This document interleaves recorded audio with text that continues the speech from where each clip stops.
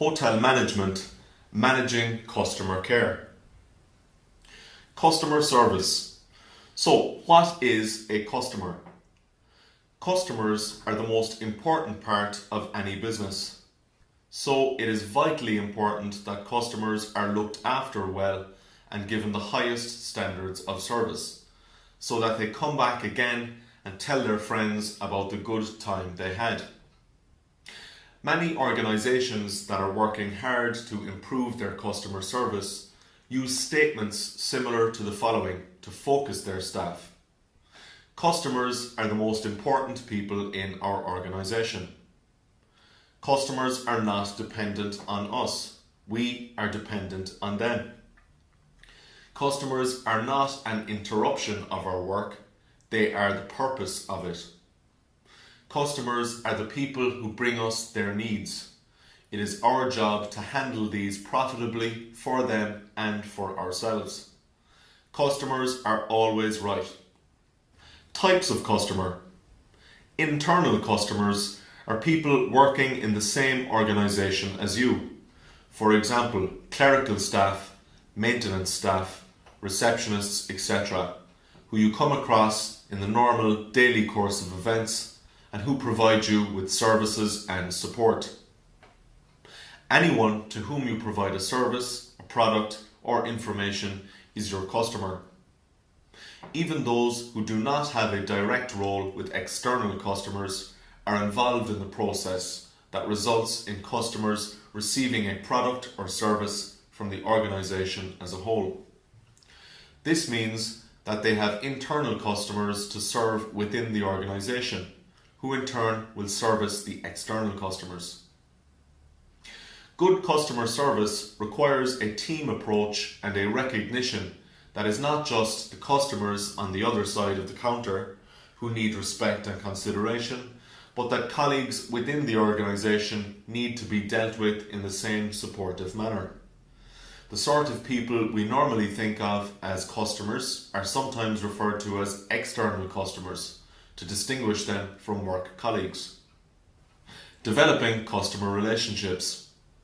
To be competent at developing customer relationships, you need to know and understand the importance of customer retention, how your own behaviour affects the behaviour of the customer, how to behave assertively and professionally at all times, how to defuse potentially stressful situations, the limitations of the service offer, how customer expectations may change as they deal with your organisation, the cost and resource implications of an extension of the service offer to meet or exceed customer expectations, the cost implications of bringing in new customers as opposed to retaining existing customers, and who to refer to when considering any variation to the service offer. Implementing a customer service program. Customer service is the sum total of what an organisation does to meet customer expectations and produce customer satisfaction. Implementing a customer service program starts with identifying areas for improvement within every aspect of the organisation and the people within it. Excellent customer service can only be measured against the expectations of the customers. So it relates to your customer's idea of good service and not your own. Implementation might include the following stages. When developing service levels, it is good to compare the services provided by your organisation with similar providers and set levels which are challenging but have a realistic chance of attainment.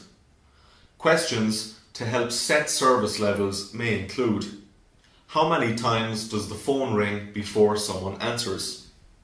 How long does it take to process an order? How long does it take to respond to a complaint? Top management commitment to a customer care program is no good if the right message is not conveyed to all staff in the right way. Communications have to be reliable, consistent and regular so that all people receive the same message and interpret it in the same way. Prompt and sympathetic handling of complaints can turn a disgruntled customer into a happy one. People whose complaints are fully dealt with are more loyal than those who have no complaints. Recruiting the right staff is just one of the first steps in a customer care program. Training staff to understand customer needs and tackle customer problems, to turn threats into opportunities for the organisation, is also a prerequisite for effective and lasting customer care. Training staff on a continuing basis, especially in friendly telephone and face-to-face techniques, can provide organisations with an advantage that will score with customers. Delivering effective customer care. What is customer care? Successful customer care means making the customer want to come back for more and getting them to recommend products and services to others.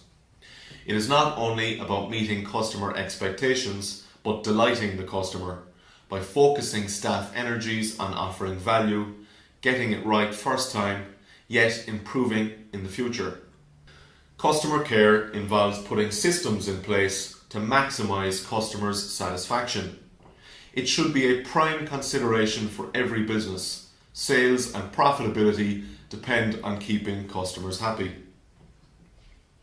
Customer care is more directly important in some roles than others. For example, receptionists, sales staff and other employees in customer-facing roles. But although admin and dispatch departments may have minimal contact with customers, their performance when fulfilling orders has a major impact on customers' satisfaction. A huge range of factors can contribute to customer satisfaction, but your customers are likely to take into account how well your product or service matches customer needs, the value for money you offer, your efficiency and reliability in fulfilling orders, the professionalism, friendliness and expertise of your employees, how well you keep your customers informed, and the after-sales service you provide. Benefits of excellent customer service. Excellent standards of customer service not only bring benefits to customers, but also to members of staff and the organisation itself. Customers benefit by having their needs met in an efficient and friendly manner, producing an enjoyable experience with less stress. Staff working in the organisation will also reap rewards with increased job satisfaction, better opportunities for promotion, a better working environment, more training and financial incentives. The main benefits to the organisation of providing excellent customer service are illustrated in the diagram below.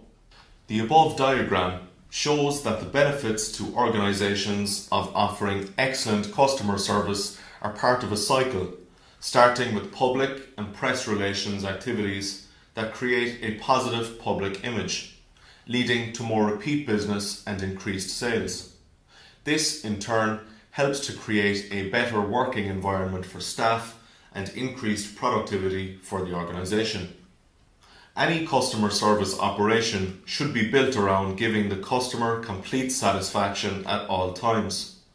Failure to offer a consistent and reliable standard of customer service can result in a less than enjoyable experience for the customer and could lose the company business in the long run. Statistics show that 96% of dissatisfied customers never complain, but 90% of them will not return in the future. One unhappy customer will tell at least 9 others. One way that hospitality, travel and tourism companies try to maximise their customers' experience is by offering a customer satisfaction guarantee. For example, train companies often agree to pay compensation to travellers if their train is delayed by a certain amount of time. Travel and tourism companies also try hard to keep the customers they already have by building customer loyalty. This could be via regular mailings about special offers, discounted deals, or more complex customer loyalty programs. Customer care program. A customer care program for hospitality, travel and tourism organisations will stress that employees with the right attitude are: willing to follow organisational procedures, able to create a great first impression. They're positive in their outlook. They're clean, neat and well groomed. They're welcoming to customers, proud of doing their jobs as well as they can, ready to take the initiative, friendly, sincere and courteous with colleagues and customers, respectful of the buildings and equipment where they work, willing to act promptly and effectively. They're ready to take extra trouble and make extra effort to give the customer what they need, and they are loyal to the organisation. Customer service in the travel and tourism industry. Travel and tourism organisations need to appreciate that services offered to consumers are intangible or hard to define. The services offered, such as holidays, flights and so on, are only real to the customer when they are bought and consumed. Flights can be seen taking off. Pictures can be looked at of other people enjoying their holiday. But this cannot replace the individual experience of the customer. Services offered, therefore, must be accompanied by information provided by the travel and tourism organisation so that the customer can be confident about using the service. Variable in their demand. There are often large variations in the level of demand for travel and tourism services. It becomes more difficult to keep customer service at consistently high levels in periods of peak demand, the high season. Customers become disappointed quickly if service lacks consistency. They need to know whether they are guaranteed the same high level of customer service whenever they use a particular company. Perishable. This means that travel and tourism services cannot be stored. A seat on a flight is either sold or not. It cannot be carried over to the next time. So firms have to manage what they offer to customers and the level of demand from customers, or they will disappoint customers if demand is too high, or if they lose revenue if capacity is unsold, such as seats on a flight, for example. Principles of customer service. There are certain basic customer service principles that all hospitality, travel and tourism staff must be made aware of. These include the importance of body language, sometimes referred to as non-verbal communication or NVC, is all about the way we present ourselves to others and transmit messages, either intentionally or unintentionally. Personal presentation. Arriving at work in a clean, hygienic and presentable fashion is always important. Whether staff are meeting holidaymakers at the airport, advising them on holiday choices in a travel agency, or showing people to their table for breakfast in a hotel. The way you present yourself to customers has a direct influence on their enjoyment, your job satisfaction, and ultimately the success of the company that is employing you. Communication with customers. It is important to recognise the feelings of customers. Meet and greet them effectively and try to treat them as an individual at all times, perhaps by using their first name if appropriate. Customers also respond to fast and accurate service, so don't keep them waiting longer than you have to. Dealing effectively with complaints. If they're handled correctly, complaints can be thought of as another type of feedback from customers that gives the organisation a second chance to put things right and satisfy the customer. Working as part of a team. Good products, services and facilities don't just happen. They are the result of concerted effort by groups of people seeking to achieve a common goal. Customer service charters are used to inform people what they can expect in terms of standards of service and what the organisation will do in the event of a failure on their part. Tackling ineffective customer service. Many of the problems associated with poor standards of customer service in the industry are the result of a lack of training.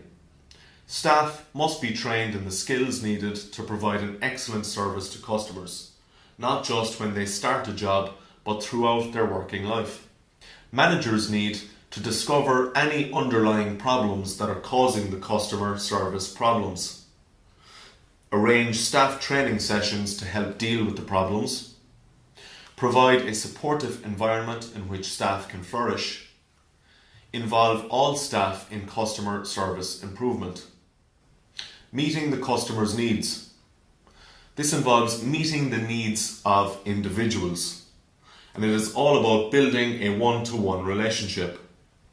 Customers like to feel that they are special and in a one-to-one situation want to be put at ease and have the full attention of the member of staff serving them. Staff should not become distracted when dealing with individuals and should be trained in prioritizing requests for their time and attention. Meeting the needs of groups. There are certain ground rules that you need to adopt when communicating information to a group of customers, including make sure that all members of the group can see, hear and understand you. Communicate effectively using simple language, using a clear and confident tone of voice. Make sure that everybody has understood what you have said by allowing time for questions at the end. And make yourself available afterwards if people want further clarification on a one-to-one basis. Customer queries, requests and problems. Handling customer queries or requests generally involves providing information of a routine nature and must be dealt with in a positive and professional way. These queries may come from customers who have approached you in person, by telephone or by email. Dealing effectively with complaints. Every business has to deal with situations in which things go wrong from a customer's point of view. However, you respond if this happens. Don't be dismissive of a customer's problem, even if you are convinced you are not at fault yourself. Although it might seem contradictory, a customer with a complaint represents a genuine opportunity for your business. If you handle the complaint successfully, your customer is likely to prove more loyal than if nothing had gone wrong. Complaints should be handled courteously, sympathetically, and above all, swiftly. Make sure that you follow the organization's established procedure for dealing with customer complaints, which at the very least should involve listening sympathetically to establish the details of the complaint and trying to see the situation from their point of view. Asking questions if you are not clear on any points of the customer's complaint. Thanking the customer for bringing the problem to your attention. Recording the details together with relevant material such as a sales receipt or damaged goods.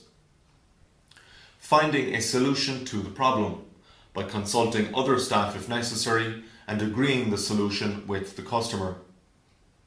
Offering rectification, whether by repair, replacement or refund, or provide support for the customer by saying that the complaint will be fully investigated and matters put right as soon as possible.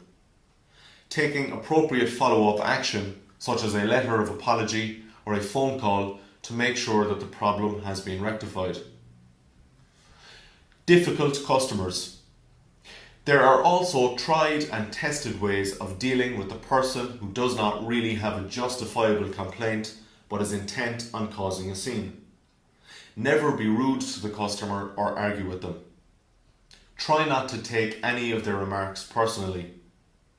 Let the customer do the talking and listen to what they have to say. If in any doubt, seek help from another member of staff.